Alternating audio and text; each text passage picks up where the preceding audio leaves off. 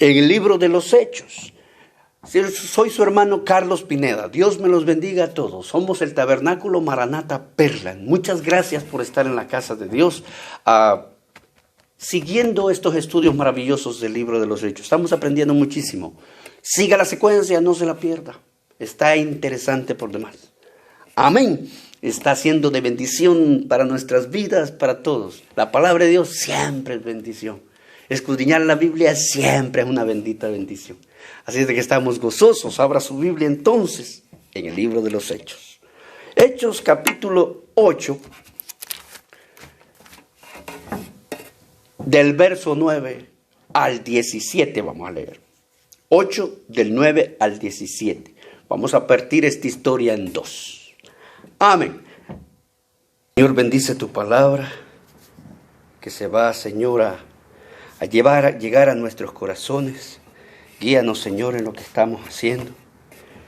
Y que sobre todo tú recibas la honra y la gloria. Gracias por todo, Señor. En el nombre de Jesús. Amén. Hoy vamos a hablar del Pentecostés samaritano en el estudio de esta noche. Y usted ya va a ver por qué es que le llamamos así al estudio de esta noche. Vamos a abrir nuestras Biblias en Hechos. Hechos capítulo 8, versículos del 9 al 17, dice así la palabra del Señor. Pero había un hombre llamado Simón que antes ejercía la magia en aquella ciudad y había engañado a la gente de Samaria, haciéndose pasar por algún grande. A este oían atentamente todos, desde el más pequeño hasta el más grande, diciendo: este es el gran poder de Dios. Y le estaban atentos, porque con sus artes mágicas les había engañado mucho tiempo. Pero cuando oyeron a Felipe, que anunciaba el evangelio del reino de Dios y el nombre de Jesucristo se bautizaban hombres y mujeres, también creyó Simón mismo, y habiéndose bautizado estaba siempre con Felipe, y viendo las señales y grandes milagros que se hacían, estaba atónito. Cuando los apóstoles que estaban en Jerusalén oyeron que Samaria había recibido la palabra de Dios, enviaron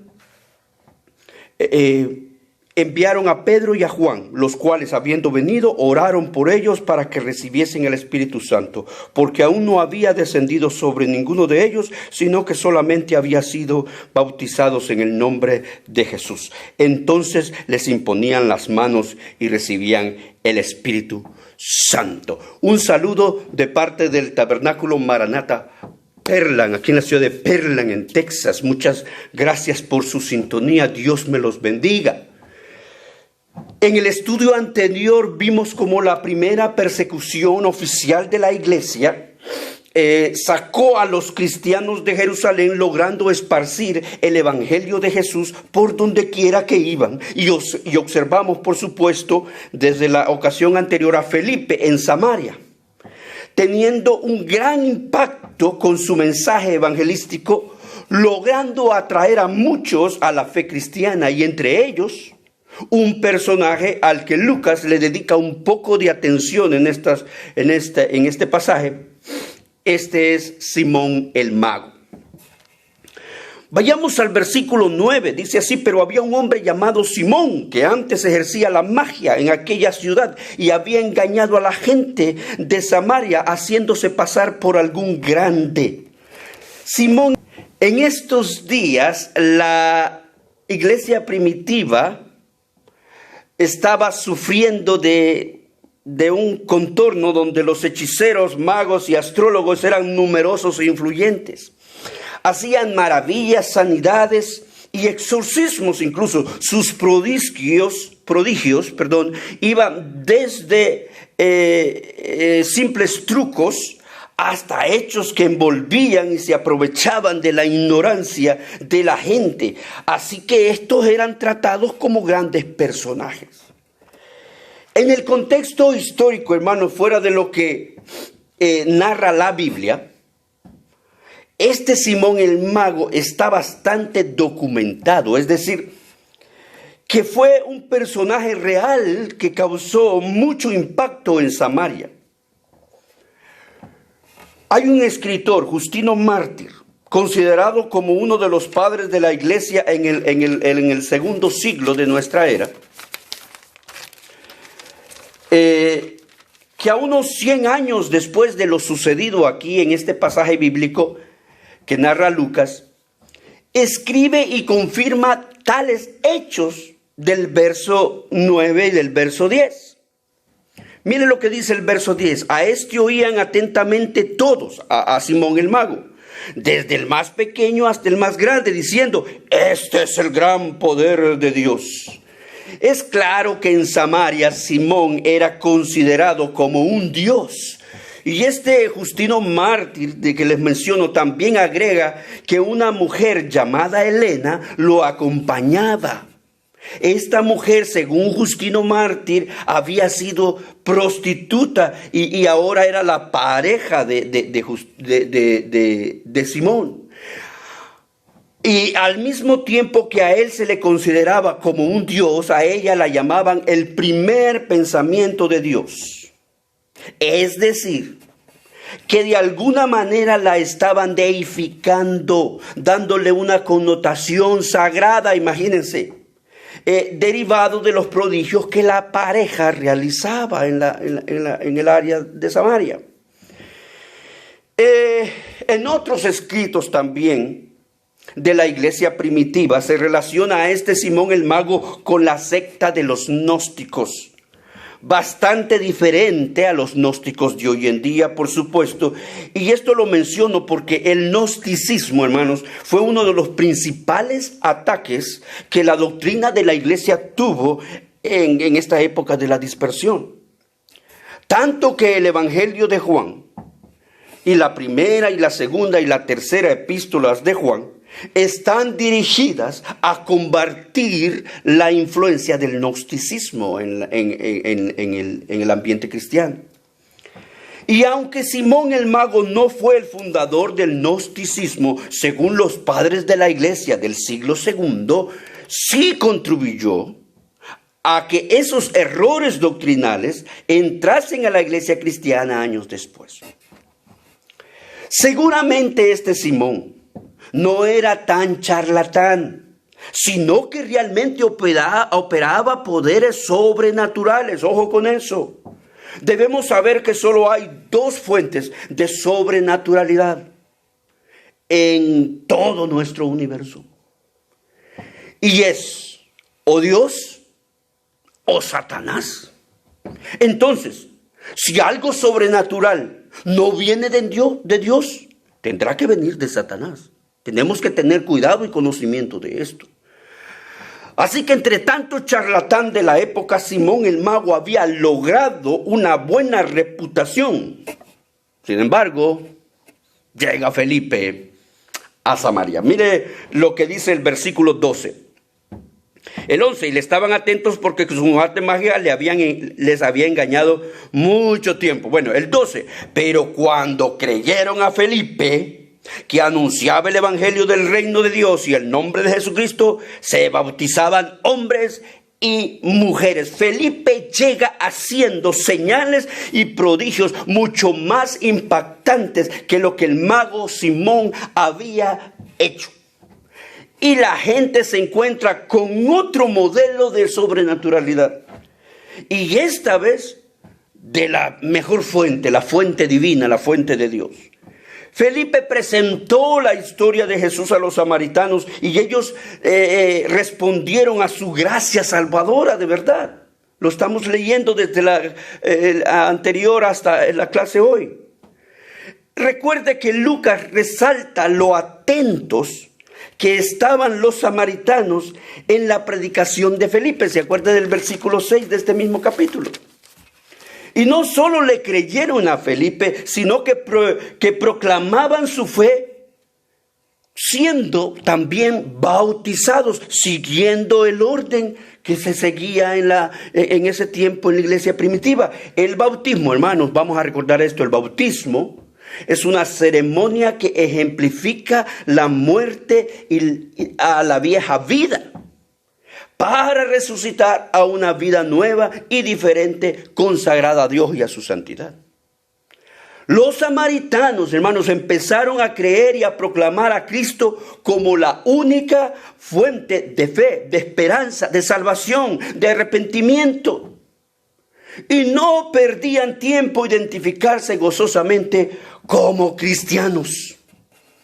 Empezaron a romper su tradición, su estilo de vida, y empezaron a proclamar su cristianismo. Quiero agregar que cuando Lucas habla de hombres y mujeres, quiere enfatizar que a diferencia del judaísmo, el cristianismo es inclusivo para todo aquel que crea sin diferenciar su género de hombre o mujer.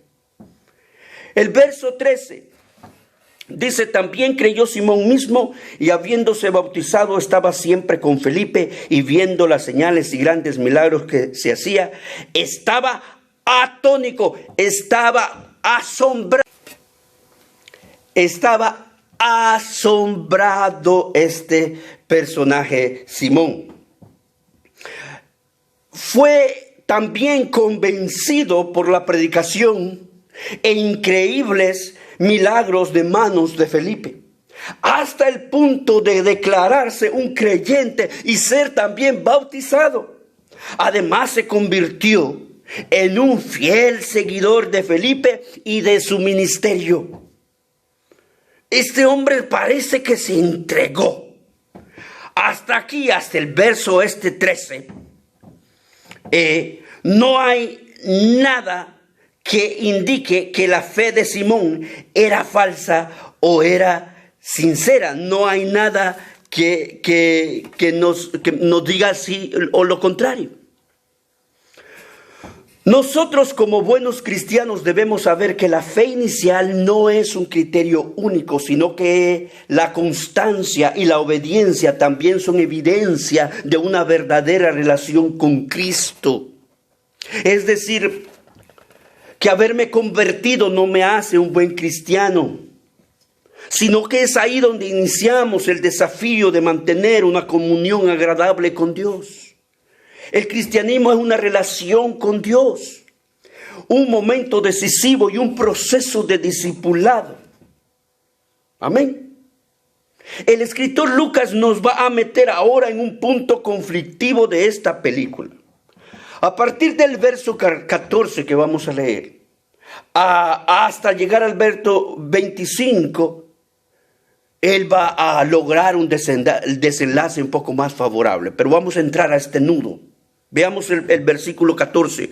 Cuando los apóstoles que estaban en Jerusalén oyeron que Samaria había recibido la palabra de Dios, enviaron allá a Pedro y a Juan. Este pasaje parece el cumplimiento directo de Hechos capítulo 1 y verso 8 del mandato, debido a que los samaritanos fueron los primeros no judíos en recibir el evangelio. La iglesia de Jerusalén mandó a Pedro y a Juan, según la palabra, a Samaria como una delegación apostólica oficial para investigar estos resultados de la evangelización de Felipe. Los mandó a ellos. No fueron solos. Recordemos que en Jerusalén había un concilio. Así es de que fue una decisión unánime del concilio y una delegación para los apóstoles. Es algo que debemos notar, cómo la iglesia respetaba los niveles de jerarquía que en la iglesia que la iglesia estaba teniendo. El caso es que los samaritanos, como ya sabemos, son un grupo racial y tradicionalmente discriminado por los judíos. Ya hemos estudiado eso. Y ahora que el cristianismo ha roto los límites del judaísmo, teniendo potencialmente a los samaritanos como el primer grupo gentil convirtiéndose a la fe, después de haber sido excluidos, es como si los apóstoles de la iglesia de Jerusalén deseaban dar su aprobación oficial, incluso su bienvenida a un hecho inusual del Espíritu Santo hasta ese momento sobre esta congregación y apoyar la evangelización mundial, en otras palabras, de los hermanos que los hermanos de la diáspora estaban realizando. Además veremos que se les presentaba a la iglesia el desafío de tratar a todos de la misma manera que Dios les trataría. Por eso, el hecho del bautismo en el Espíritu Santo, para que se aniquilara toda idea de discriminación, y eso lo vamos a estar mirando a continuación. Que tú recibiste, tú no recibiste. Tú lo tienes, tú no lo tienes. La Biblia es bien clara y bien bonita, porque este pasaje nos alumbra cómo se está evitando tales detalles. Del verso 15 al 17 lo tenemos que leer juntos. Dice: los cuales, habiendo venido, oraron por ellos para que recibiesen el Espíritu Santo, porque aún no había descendido sobre ninguno de ellos, sino que solamente habían sido bautizados en el nombre de Jesús. Entonces les imponían las manos y recibían el Espíritu Santo. Voy a entrar a un camino un poco escabroso, póngame atención. Obviamente los samaritanos pudieron comprender el proceso de la conversión hasta llegar al bautismo, pero la experiencia del Espíritu Santo del Pentecostés era algo difícil de explicar y comprender, y se hizo necesario que fueran ministrados por los mismos apóstoles para que se quedara claro que el amor de Dios para ellos no lo estorbaba la religión ni las costumbres de la época. Este pasaje ha estado sujeto a un terrible debate con los tiempos. El hecho de que recibían al Espíritu Santo, como leemos aquí, tiene diferentes explicaciones. Le voy a dar 3. Algunos dicen que no fueron verdaderamente nacidos de nuevo hasta que llegaron los apóstoles. 2.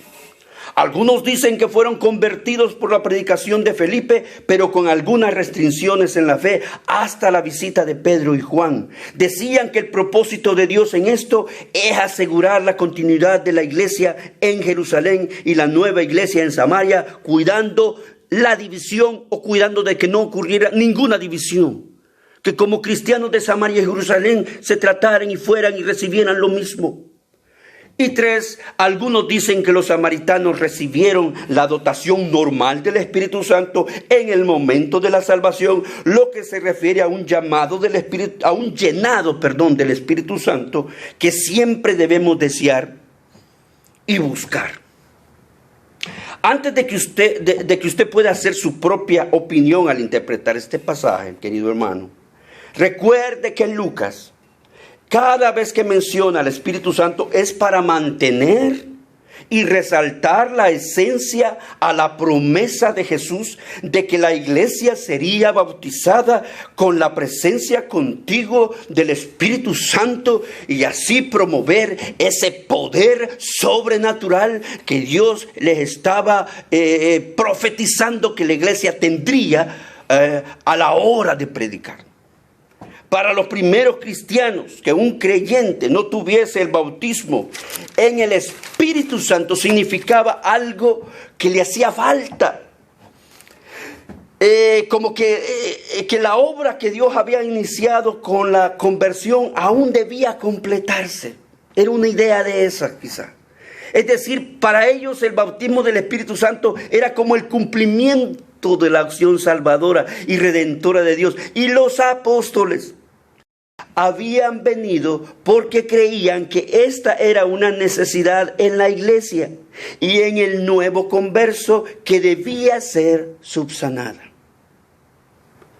Como buenos cristianos sabemos que el Espíritu Santo ha venido a la tierra para llenarnos, hermanos, de poder, para testificar de las buenas nuevas del reino, del cual Felipe anunciaba, y que también el Señor Jesús había enseñado con su vida y con su resurrección. No olvidemos tampoco que las maravillas que estaba haciendo Felipe no podían haberse llevado a cabo sin el poder del Espíritu Santo. Y que Lucas registra aquí lo que ocurrió, cómo ocurrió, no precisamente lo que debe ocurrir en todo momento. Este bien podría haberse llamado el Pentecostés samaritano. Por eso le pusimos el título al estudio. una experiencia paralela al Pentecostés judío. Para los apóstoles judíos, esta experiencia los llevaría a comprender aún más el alcance del deseo de Jesús para su iglesia. Yo me he extendido en este tema porque es un tema controversial. Desde el siglo pasado, siglo XX, con el nacimiento del movimiento pentecostal, nace un fuerte énfasis en el bautismo en el Espíritu Santo. Póngame atención. Con la evidencia en hablar en otras lenguas. Se llegó a afirmar que quienes no lo hicieran no tenían al Espíritu de Dios. Y solo aquellos que sí lo tenían. Entonces, a todas las congregaciones no pentecostales o no carismáticas, se les consideraba de segunda clase, porque no tenían dicha experiencia.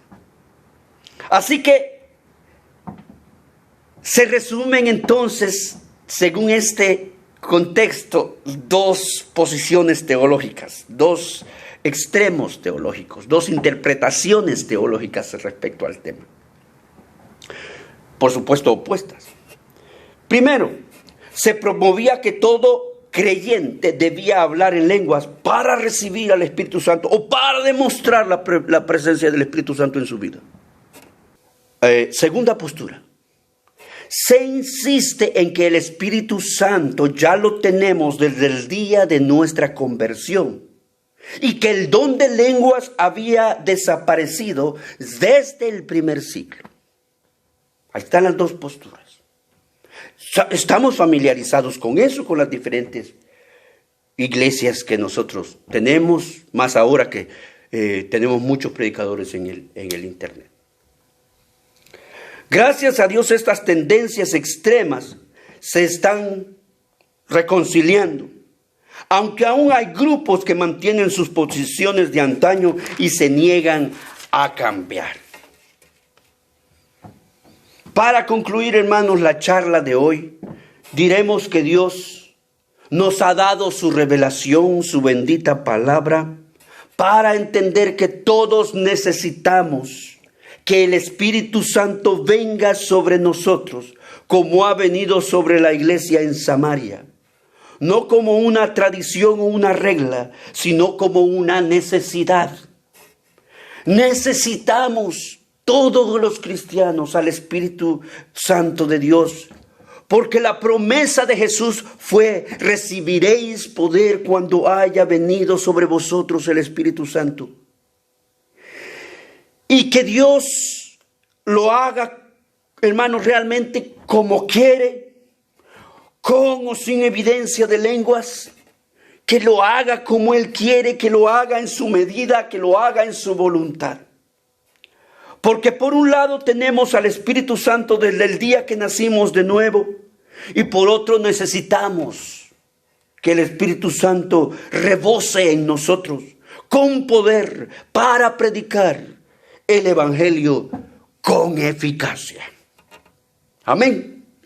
Hasta aquí vamos a llegar con el estudio de esta noche de miércoles y nos vamos a dirigir hacia el segundo parte del capítulo 8 de Hechos, donde está muy interesante lo que vamos a ver ahí, hablando de un problemita que se presentó con Simón el mago. Necesitamos el poder de Dios, no para estar peleando por el Espíritu de Dios, sino para estar disfrutando de la presencia del Espíritu de Dios. El cristiano debe disfrutar de la presencia de Dios. Es más, nosotros no somos los que juzgamos si lo tienes o no lo tienes. Nosotros podemos imponer manos, nosotros podemos orar, nosotros podemos pedirlo, nosotros podemos desearlo. Pero nosotros no podemos ordenarle qué es lo que no, y sí tiene que hacer el Espíritu Santísimo de Dios. Él es la presencia de lo más divino que tenemos aquí en la tierra, en nosotros. A través de Él tenemos el conocimiento de Cristo. A través de Él tenemos el conocimiento de la verdad y de la voluntad de Dios. Si hay una persona que no ha tenido un encuentro personal con Jesucristo, de hecho, no tiene entonces esta bendita bendición del Espíritu de Dios dentro de sí, yo le invito esta noche a que entregue su corazón al Señor.